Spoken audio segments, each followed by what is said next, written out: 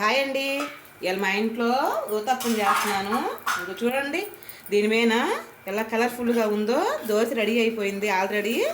అదేనండి ఊతప్పం. కొంచెం పిండి వేసుకుంటాం కదా, నాకు తెలిసిన వరకు అయితే అదే అనుకుంటున్నాను నేను. అదిగండి ఊతప్పం రెడీ అయింది. దీంట్లో ఆల్రెడీ ఈ పిండిలో నేను అన్నీ కలిపాను. ఎలా అంటే ఇదిగోండి చూడండి, దోశ ఎంత బాగా ఉందో అసలు.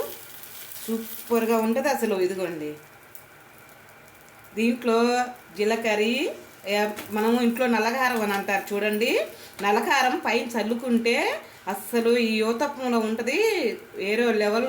నిజంగా అండి, ఒక్కసారి ట్రై చేసి చూడండి. ఇదిగోండి, ఇదిగో చూడండి, సూపర్గా వస్తాయండి దోశల మటుకి. అందుట్లో కూడా ఇదిగో పిండి కలుపుకునే విధానం కూడా ఇదిగో చూపిస్తున్నాను. ఇదిగోండి, దీంట్లో చెప్పే కదా, ఒక పెద్ద ఉల్లిపాయ, ఒక పచ్చిమిరపకాయ, కొంచెం జీలకర్ర. నేనేం చేశానంటే దీంట్లోకి శనగిత్తనాలు కూడా వేసాను. ఎందుకంటే శనగిత్తనాల ఫ్లేవర్ సూపర్గా ఉంటుంది.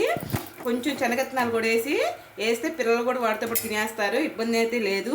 ఇదిగోండి దోశ.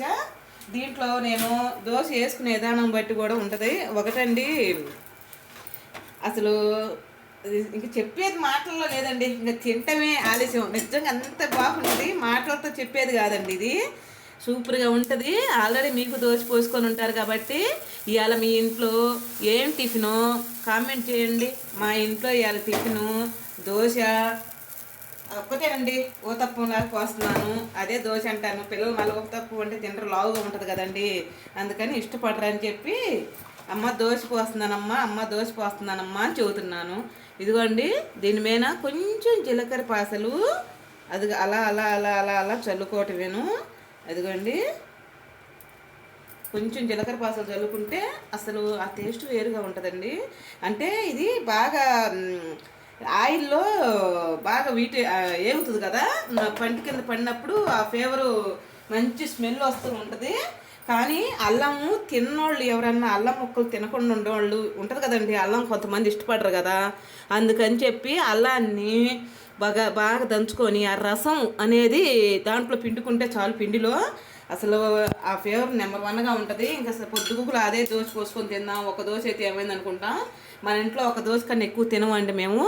ఇది ఎందుకంటే లావుగా ఉంది కదండి, సన్నయ్య అయితే 2-3 వేస్తాంలే, కానీ ఇది లావుగా ఉంటుంది కాబట్టి ఒక దోశ తింటాము తలా ఒకటి. పిల్లలైతే ఒకటి కూడా తినలేరు.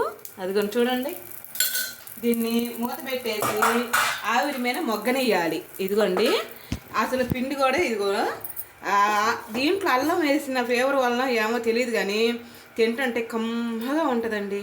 నిజంగా దోశ ఎంత కమ్మగా ఉంటుందంటే పెండం మీద ఏదో పలసగా పోసుకొని తినే బదులు దీంట్లో మనం అన్నీ వేసుకొని తింటే సూపర్గా ఉంటుంది.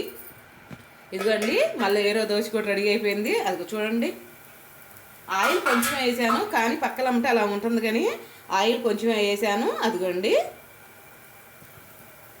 అదిగోండి,